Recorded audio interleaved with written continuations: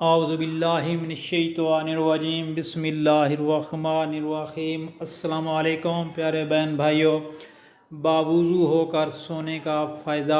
नबी पाक सल्लल्लाहु अलैहि वसल्लम ने इरशाद पाक फरमाया कि जो शख्स बावुज़ू होकर बिस्तर पर लेटे और अल्लाह का ज़िक्र करता रहे यहाँ तक कि इसको नींद आ जाए और फिर रात को ज़िक्र करते हुए बेदार हो, तो अल्लाह ताला से दुनिया और आखिरत की भलाइयों में से जो भी मांगेगा तो अल्लाह ताला ज़रूर उसको अता फरमाएंगे।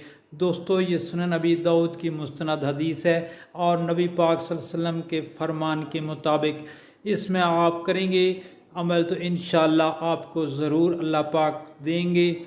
और नबी पाक सल्लल्लाहु अलैहि वसल्लम ने इरशाद फरमाया कि जो शख्स पाबंदी से इस्तिग़फ़ार करता है अल्लाह ताला उसके लिए तंगी से निकलने का रास्ता बना देते हैं। दोस्तों, ये सुनने में अबी दाऊद की भी हदीस है कि इस्तिग़फ़ार को कसरत से करना चाहिए और उसके बाद जो भी दुआ मांगे इंशाअल्लाह अल्लाह ताला कबूल फरमाएंगे।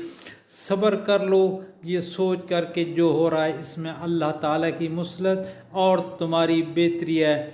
जो रात के बाद सुबह और गर्मी के बाद ठंड देता है वही खुदा परेशानी के बाद खुशियाँ भी देगा।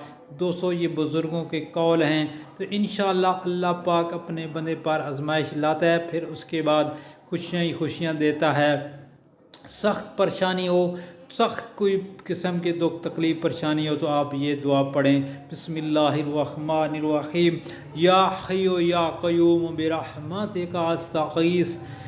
ऐ ज़िंदा और हमेशा रहने वाले, तेरी रहमत के वसीले से तेरी मदद चाहता हूँ। दोस्तों, ये तिरमिज़ी शरीफ की हदीस शरीफ है।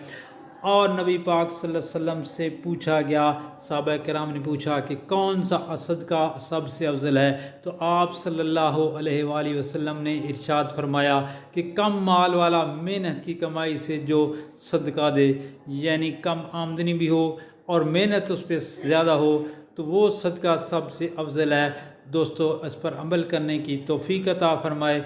आमीन सुम्मा आमीन।